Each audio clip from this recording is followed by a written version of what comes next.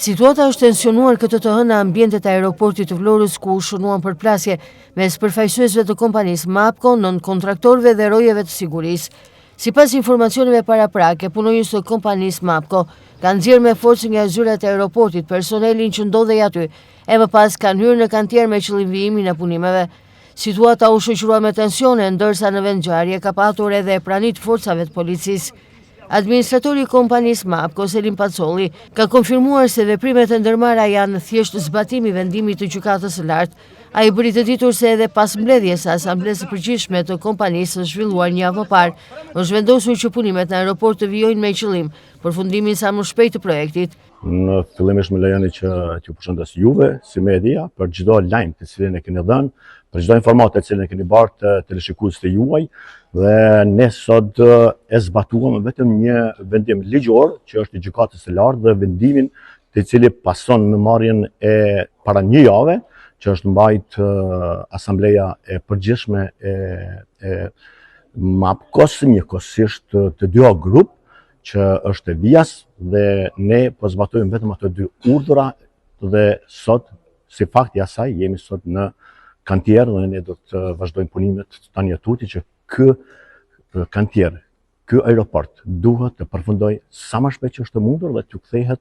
në shfrytëzim qytetarëve të Vlorës dhe qytetarëve të Shqipërisë. Dy grup është partneri yni dhe ne do të bashkëpunojmë me ta, ne do të zgjasim dorën e bashkëpunimit, gjë që është obligim i yni, po edhe i tyre, që ne duhet të ruajmë njëri tjetrin dhe të asistojmë njëri tjetrin, duke pas parasysh që aeroporti i Vlorës ka dy entitete, siç është punimet e infrastrukturës horizontale dhe ato vertikale. Vertikale janë pallatet të cilat janë mbi tokë të ndërtuar, si është terminali, është kulla kontrollit, është objektet e policisë, të doganës, të zjarrfiksit dhe të tjera, dhe është pista me punimet e veta për cilësitë të cilat i kanë. Dhe në këtë pikë ne duhet bashkë të gjejmë gjuhën e komunikimit dhe të mbarojmë punimet aq sa është e mundur më shpejt. Kemi detyrime kontraktuale, kemi mbi të gjitha detyrime morale ndaj qytetarëve të këtij regioni, po të gjithë qytetarëve të Shqipërisë, nga se ky aset do të paguhet nga taksat e atyre qytetarëve. Nuk do të ishte e arsyeshme në asnjë mënyrë që të pengohet për më se 2 muaj ditë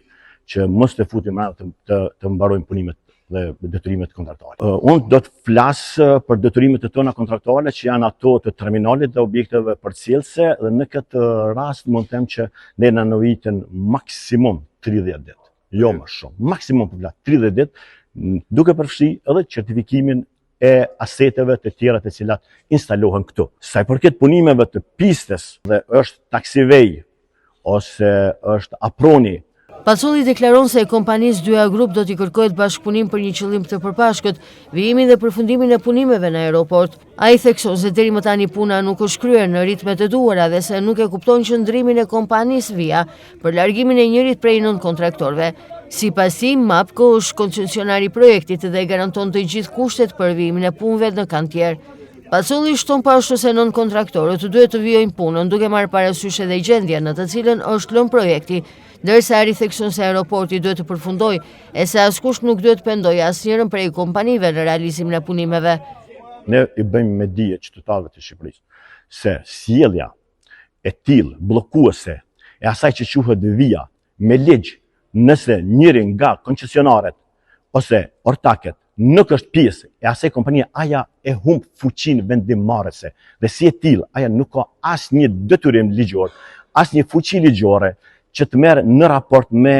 ortaket. Aja duhet vetëm të zbaton rregullat, ligjet dhe vendimet të cilat i sjellin ortaket ose koncesioneri. Është me keqja që ditëve të fundit, çfarë është vërejtur, kur ata e pon ortaket e tonë që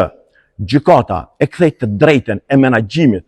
ke Macro Construction, filluan shpërdorimin e fondeve të gjitha të cilat kishin ngelur aty dhe të fusin në obligim Vian, në obligime për ofër 15 milion euro për flasit. 15 milion euro, nuk është 1 milion e gjysmë.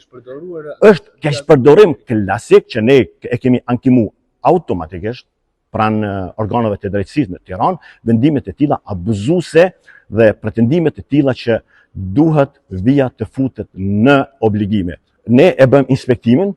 mos them general, mirë po aja që është vizuele, shije që nuk ka ndonjë dallim, s'paku ato që mund ta vrinë, po bëjmë auditimin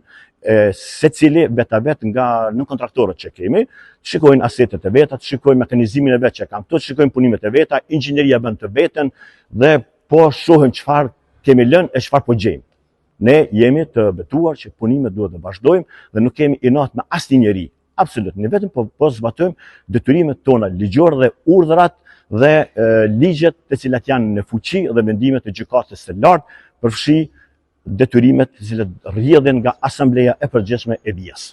Situata në aeroportin e Vlorës u tensionua sërish këtë tonë, teksa përfaqësuesit e MAPCO-s u rikthyen në kantier për të vjuar punimet, duke argumentuar se po zbatojnë vendimin e gjykatës së lartë. Gjatë hyrjes në kantier pati përplasje me personelin e sigurisë, ndërsa në zonë dolyen edhe forcat e policisë për të menaxhuar situatën.